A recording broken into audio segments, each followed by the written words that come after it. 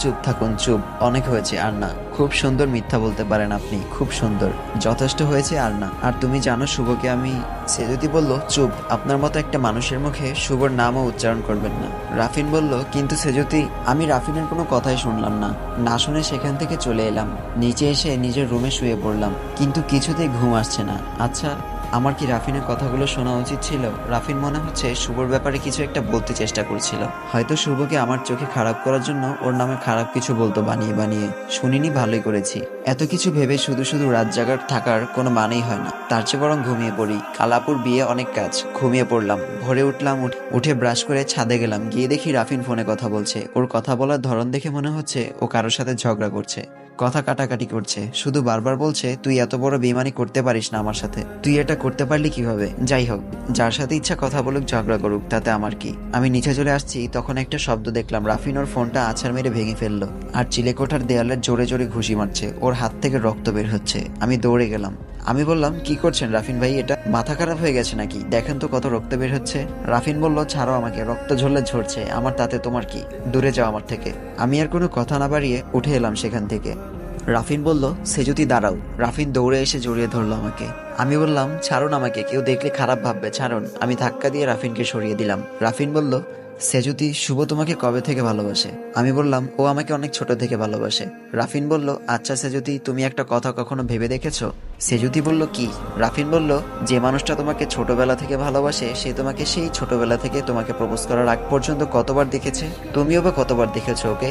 আমি বললাম, আমি ওকে আপুর বিয়ের আগে একবার দেখেছিলাম, আর কখনো দেখিনি।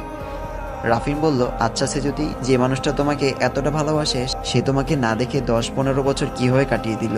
ভালোবাসলে এভাবে দূরে থাকা যায়, ভালোবাসার মানুষকে না দেখে? আর এমনটাও তো না যে ওর বাসা অনেক দূরে, ও তো কাছেই থাকে। সেজুতি বলল, মানে, সে যাই হোক, দেখুন আপনি একদম শুভ আর আমার মাঝে ঝামেলা পাকাতে আসবেন না। আমি নিচে আসার জন্য পা বাড়ালাম। রাফিন আবার বলে উঠলো, তুমি কি কখনো খেয়াল করেছিলে আমি চলে যাবার পর থেকে তোমাকে কেউ ফলো করতো রোজ?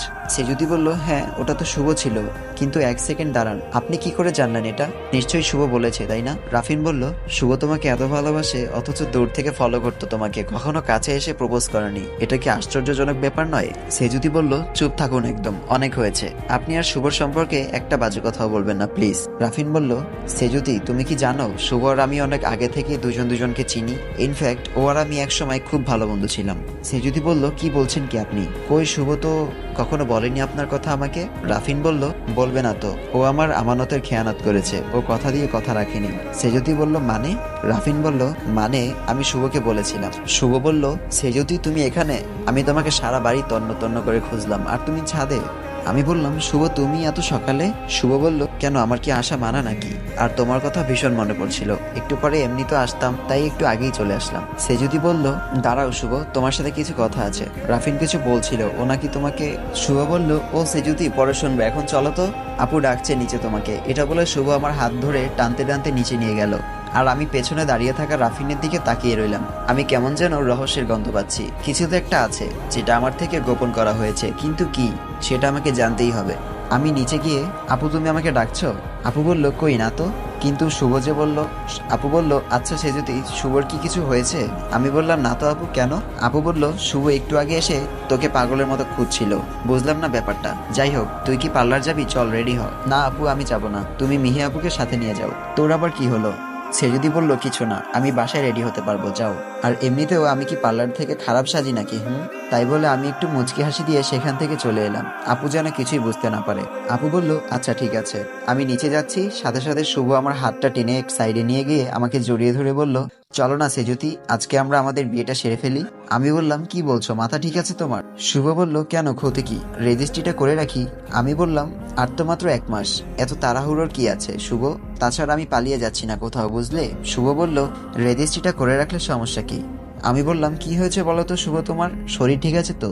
ছাড়ো আমাকে, আর এখন এসব পাগলামি বাদ দাও, আমি রেডি হব। শুভ বলল, না, ছাড়বো না। হঠাৎ একটা কিছু পড়ে যাওয়ায় আওয়াজ পেলাম, তাকিয়ে দেখলাম আমাদের পেছনের দরজার পাশে ফুলদানিটা পড়ে আছে, দরজার পর্দাটা এখনো নড়ছে, তার মানে কেউ লুকিয়ে আমাদের কথা শুনছিল। আমি দৌড়ে গেলাম দেখার জন্য, গিয়ে দেখি রাফিন চলে যাচ্ছে। ও কেন শুনছিল আমাদের কথা? আমার কেমন যেন লাগছে, মাথায় কাজ করছে না, কিছু কিছু একটা চলছে যেটা আমি জানি না। শুভ বলল, কি হলো সেজুতি? আমি বললাম, না কিছু না, তুমি থাকো, আমি রেডি হচ্ছি। হতে যাব। শুভ বলল, আমিও যাব তোমার সাথে। আমি বললাম, মাথা ঠিক আছে তোমার শুভ? কেউ দেখলে কি ভাববে? আর আমিও বা কিভাবে চেঞ্জ করব তোমার সামনে? শুভ বলল, ঠিক আছে, আমি তাহলে দরজার বাইরে অপেক্ষা করব। আমি বললাম, আমার অনেক টাইম লাগবে, তুমি বসে বসে কি করবে? শুভ বলল, তাতে কি? আমি বললাম, আচ্ছা তোমার যা ভালো লাগে করো। শুভর শরীর এখনো পুরোপুরি ঠিক হয়নি। ওর এমন অদ্ভুত আচরণ দেখে আমার অবাক লাগছে। আমি রুমে গিয়ে ফ্রেশ হয়ে ব্যালকনিতে দাঁড়ালাম। তখন অদ্ভুত একটা জিনিস দেখলাম নিচে শুভ আর রাফিন কথা বলছে। মনে হচ্ছে কিছু একটা নিয়ে ওদের ভেতর প্রচন্ড কথা কাটাকাটি হচ্ছে। আমি সাথে সাথে নিচে গেলাম, গিয়ে দেখি ওরা আমাকে দেখে আবার হেসে হেসে কথা বলছে। ব্যাপারটা কিছুই বুঝলাম না।